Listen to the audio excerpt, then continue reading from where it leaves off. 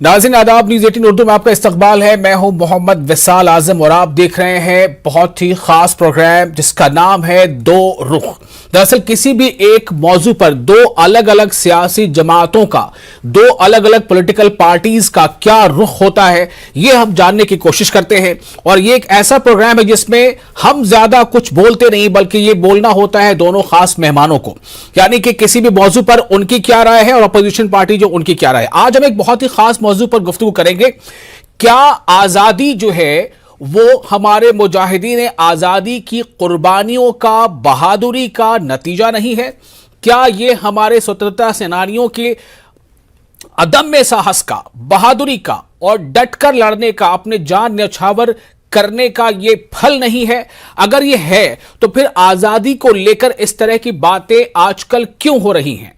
और ऐसा नहीं कि आजकल हो रही हैं, पहले भी कभी कभी ऐसी बातें होती रही हैं, लेकिन पहले यह फर्क हुआ करता था कि ऐसी बातें उठती भी थी तो उसे फौरन दबा दिया जाता था। लोग महसूस करते थे कि शायद कुछ गलत निकल गया, कुछ गलत कह दिया गया। लेकिन अब ऐसा मामला है कि कोई उसे अगर गलत कहता है या नहीं भी कहता है तो खामोश रहता है। दरअसल एक ऐसी हस्ती जिसका जुड़ाव फिल्म इंडस्ट्री से है, जो अदाकारी करती है, उसका नाम है कंगना रनावत। कंगना रनावत को हाल ही में पद्मश्री अवार्ड से भी नवाजा गया है, लेकिन उनका एक ऐसा बयान है जिस पर अभी बहुत ज्यादा चर्चा हो रही है। और इस बयान को लेकर अक्सर सियासी जमातें जो है वो गुस्से में हैं, वो निशाना साध रही हैं बीजेपी पर। उन्हें लगता है कि बीजेपी की शह पर कंगना ये सब कुछ कह रही हैं। उन्होंने कुछ ऐसी बात कह दी है जिससे आजादी को लेकर जो तसव्वुर है उस पर ही सवाल खड़े होने लगे हैं। क्या एक हिंदुस्तानी के लिए यह सुनना कि 1947 में मिली आजादी दरअसल आजादी नहीं थी बल्कि भीख था, वो भीख में मिली आजादी थी, और आजादी तो दरअसल मिली है 2014 में। यह हम नहीं बल्कि यह कंगना रनावत ने कहा है। और उसके बाद से ही बहुत सारी ऐसी सियासी जमातें हैं, बहुत सारे ऐसी शख्सियतें हैं जो इस बयान का न सिर्फ उसकी मजम्मत कर रही हैं बल्कि इस पर थोड़ा नाराजगी भी जाहिर कर रही हैं। और सवाल इस बात को भी लेकर उठने लगा है कि क्या कंगना रनावत से जो उन्हें इनाम उनको दिया गया है पद्मश्री का, ये अवार्ड वापस नहीं लिया जाना चाहिए? तो अब सवाल इस बात को लेकर है कि अवार्ड दिए जाने का फैसला कौन करता है? जाहिर सी बात है कि जो पार्टी बरसर इख्तिदार होती है, यानी जो पार्टी सत्ता में होती है, उस पार्टी की राय, उस पार्टी की मर्जी ऐसे मामलों में चलती है। तो उसकी अपनी राय होगी, उसका अपना बचाव होगा ऐसी मामलों पे और ऐसी कई सवालों के साथ कि क्या है रुख बीजेपी का और क्या है रुख एनसीपी का। क्योंकि महाराष्ट्र में एनसीपी के कारकुनों ने खास तौर से आज कई जगहों पर इस बात को लेकर प्रदर्शन किया है, मुजाहिरा किया है इसके खिलाफ, कंगना रनावत के इस बयान के खिलाफ। तो हमारे साथ डॉक्टर पवन पांडे हैं जो नेशनल स्पोक्स पर्सन है नेशनलिस्ट कांग्रेस पार्टी के यानी एनसीपी के, और हमारे साथ है अली जो तर्जुमान है बीजेपी की। तो अली जी, मैं आपसे यह जानना चाहूंगा, और एनसीपी के जो हमारे तर्जुमान हैं पवन पांडे साहब, पहले मैं आपके पास आता हूं।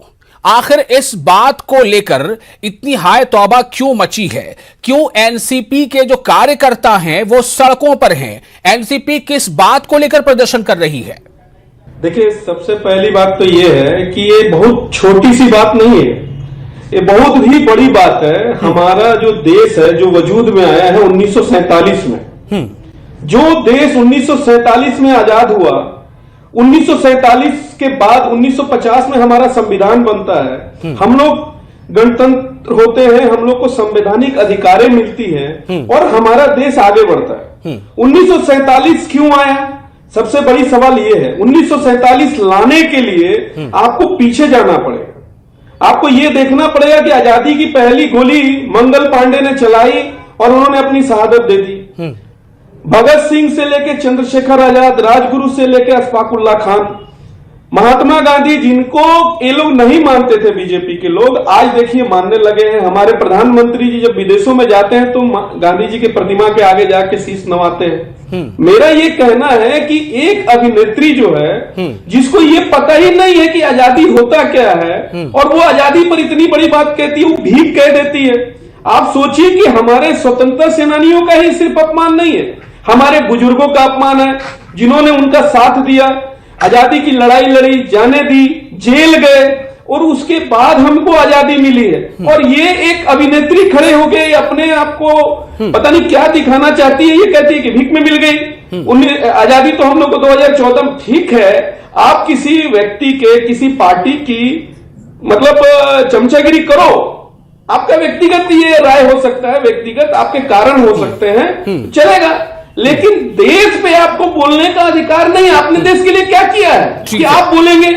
जी, तो पवन पांडे साहब, क्या आप अपने ये अल्फाज पे थोड़ा मतलब संकोच कर रहे हैं? आपने जो अभी चम्मच वाला लफ्ज इस्तेमाल कर लिया, आपको लग रहा है कि ठीक है, आप इसको बदलना चाहते हैं?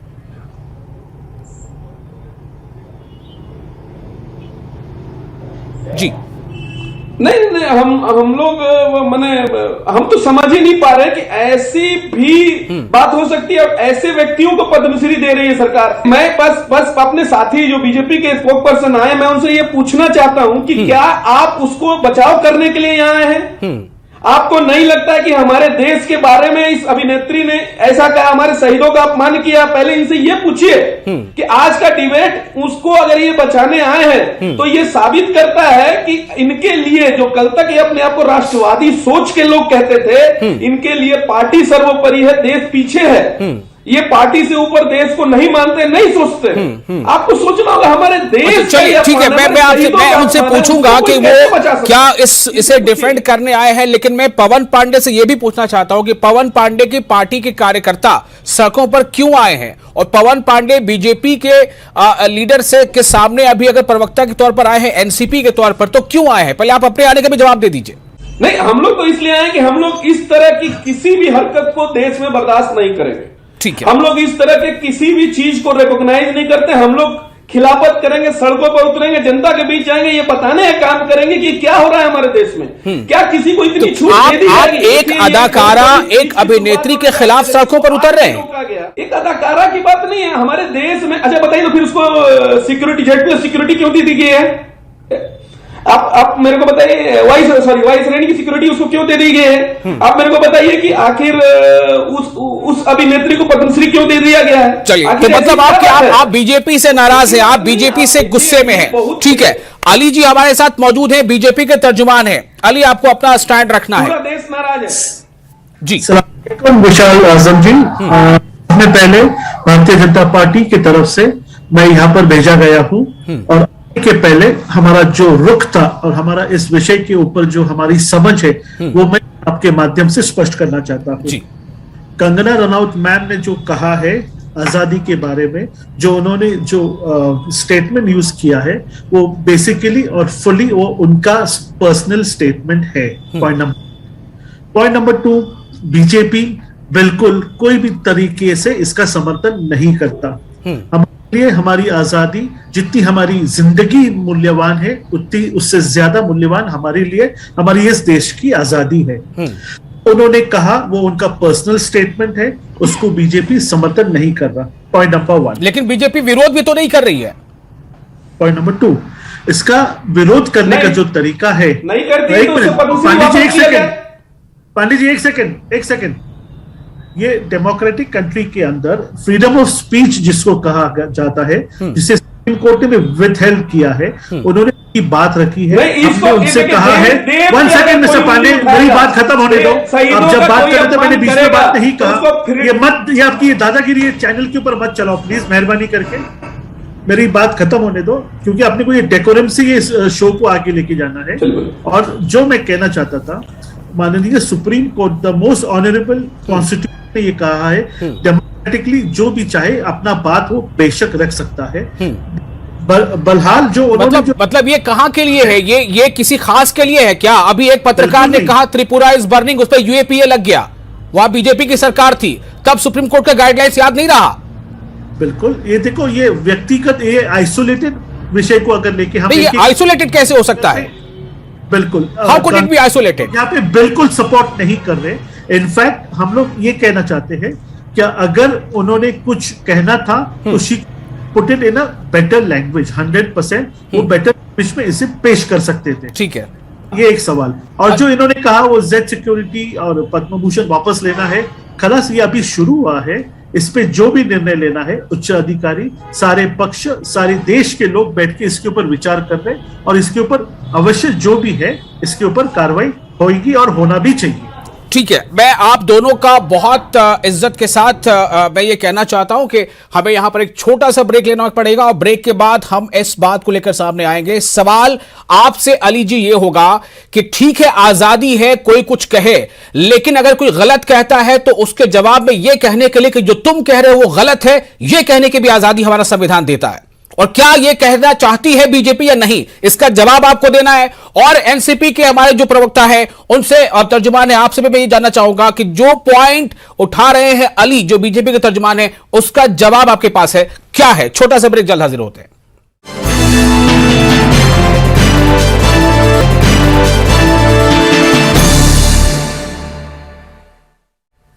ब्रेक के बाद एक बार फिर आपका इस्तकबाल है। आप देख रहे हैं दो रुख। बात हो रही है आजादी की, जिस आजादी की खुली हवा में हम और आप सांसें लेते हैं, जिस बात पर हम ये गर्व करते हैं, हम फख्र महसूस करते हैं कि हम हिंदुस्तान में रहते हैं, हम एक आजाद मुल्क में रहते हैं।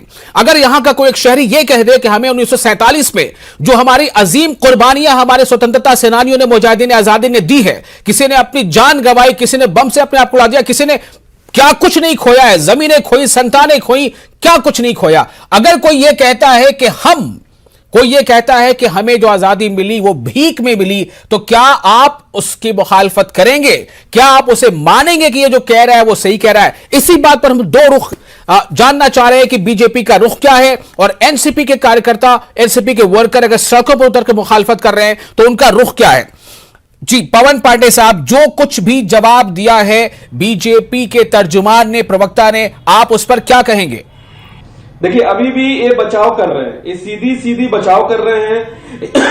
ये कह रहे हैं कि मैम को ऐसा नहीं कहना चाहिए। जिस अभिनेत्री ने देश के आजादी के ऊपर इतनी बात कर दी है, उस पर यूपीए क्यों नहीं लगेगा? मैं इनसे ये जानना चाहता हूं। आखिर देशद्रोह का केस किसके ऊपर लगता है, तो इनको स्पष्ट करना चाहिए। ये फ्रीडम ऑफ स्पीच की बात कर रहे हैं। फ्रीडम ऑफ स्पीच क्या होता है कि देश के हमारे शहीदों के बारे में आप कहेंगे, कुछ भी कहेंगे, देश की आजादी को आप भीख बता देंगे। जिन शहीदों ने अपना जान निछावर कर दिया, अपने प्राण निछावर कर दिए देश की अस्मिता आजादी के लिए, उनको आप भीख करार दे देंगे और उसके बाद भी हम उस पर कुछ नहीं कहेंगे। हम उसको ये मान लेंगे कि नहीं, ये तो भाई इनका फ्रीडम ऑफ स्पीच है। ऐसा कोई फ्रीडम ऑफ स्पीच इस देश में नहीं है। आपको ये मानना पड़ेगा कि इन्होंने गलत किया है, इनका पद्मश्री वापस लेना पड़ेगा और यूएपी एक्ट लगाना पड़ेगा। अली जी, आपको जवाब देना है, क्या यूएपीए लगना चाहिए? क्या इनाम जो पद्मश्री मिला है वापस होना चाहिए? क्या एनसीपी के तर्जुमान की मांग जायज है या ये भी गलत बात कह रहे हैं, नाजायज बात कह रहे हैं? एनसीपी का जो रुख है, एनसीपी का जो तरीका है, एनसीपी जो सड़क पे उतर के आया है, ये मांगने का तरीका, इसका हम समर्थन नहीं करते। बल्कि जो कंगना रनौत मैम ने जो कहा है वो बिल्कुल गलत है, नहीं कहना चाहिए था। उन्होंने इसके लिए बढ़ चढ़ के माफी भी मांगना चाहिए। बढ़ के भी मांगेंगे तो जो भी एजेंसी है जो इसके ये जो पूरा जो चैनल सेट करता है, उसका वापस लेना नहीं लेना, वो लोग बेशक इसके ऊपर वो लोग विचार विमर्श करेंगे। ये हमारा बहुत ही क्लियर स्टैंड है। ठीक है, मैं ये कहता हूं कि अगर आप जैसे कह रहे हैं, आप कह रहे हैं कि कंगना मैम, मैं सिर्फ ये जानना चाहता हूं कि जो तर्जुमान बीजेपी के हैं अली जी, आपको ये बयान कैसा लग रहा है? ये बयान सुनकर आपके सीने में ठंडक पहुंच रही है या गुस्सा आ रहा है? बिल्कुल नहीं। ये आजादी को पाने के लिए जो बलिदान, जो लोगों ने जो खोया है, उनको सुनने के बाद, हमको, हमारे पार्टी को सुनने के बाद बिल्कुल ये बात भाती नहीं है। और मुझे तो छोड़ो, मेरी पार्टी को छोड़ो, ये हिंदुस्तान के कोई भी आदमी को हजम होने वाली बात नहीं है। 100% कहता हूं। मगर तो क्या यहां अवाम ये समझे कि आपको जितनी तकलीफ हो रही है वो थोड़ी कम है, आपसे ज्यादा तकलीफ जो मुजाहिदीन आजादी की बेइज्जती हो रही है, उस बात की ज्यादा तकलीफ एनसीपी को हो रही है और बीजेपी को थोड़ी कम तकलीफ हो रही है? क्या ये मतलब है? देखो, एनसीपी और इनकी जो मित्र पक्ष है, उनके साथ में पास में क्या हुआ था वो हमने सब लोग ने माध्यम के जरिए से हम लोग ने सबने देखा है। शायद ये उसका फ्लैशबैक या हो सकता है, मगर इसका फ्लैशबैक एक लेडी होने के कारण से मुझे ऐसा लगता है क्या इसके फिजिकल जो है डेमोन्स्ट्रेशन और जो इन्होंने पास्ट में कहा किया था उनके घर के साथ और उनके ऑफिस के साथ, वो यहाँ पे मैं नहीं लाना चाहता हूं, मगर मैं बिल्कुल कहना चाहता हूं क्या माफी तो उनने बेशक मांगना है। ठीक है पवन पांडे साहब, क्या आपको आपका जवाब मिल गया? आप जो सवाल कर रहे थे, चूंकि मैं बीच में सिर्फ आपको कनेक्ट कर रहा हूं, मैं कहना नहीं चाहता, क्या आपको जवाब मिला?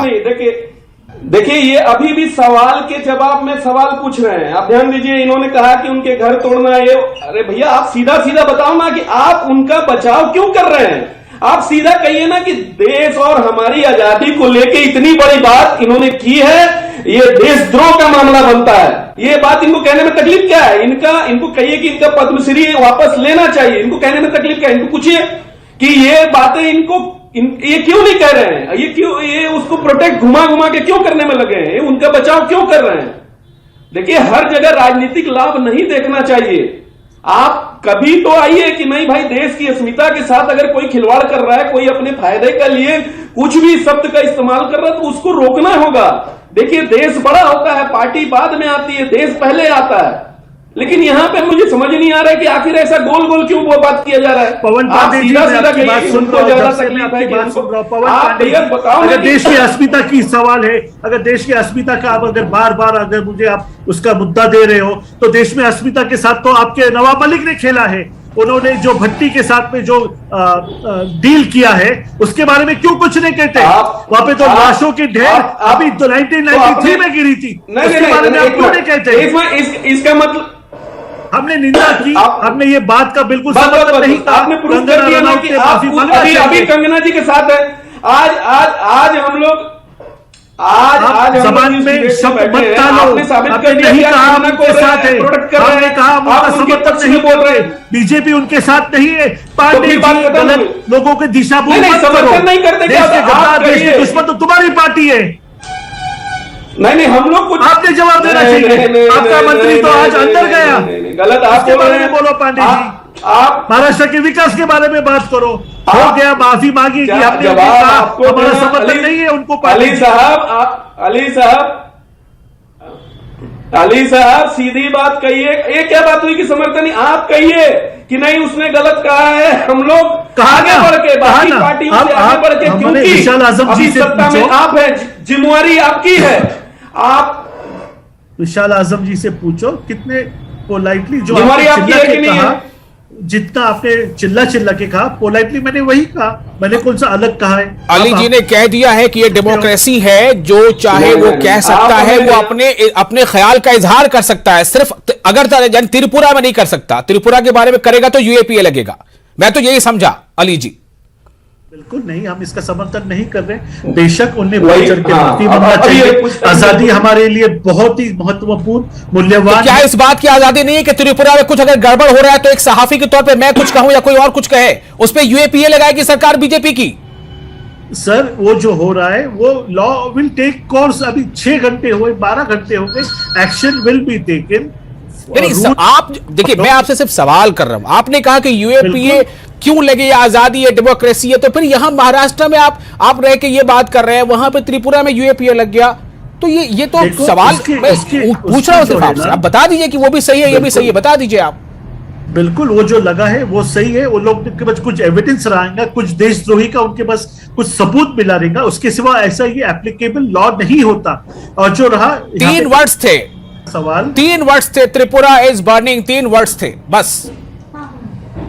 बहरहाल ठीक है, पवन पांडे साहब आपको भी जवाब यह देना होगा कि आप जो है, आप भी पिन पॉइंट कर रहे होते हैं कुछ खास मसला बात जहां पर आपको लगता है कि आपकी पार्टी का फायदा हो, वहां पे आप आगे निकल आते हैं, सड़कों पर निकल आते हैं।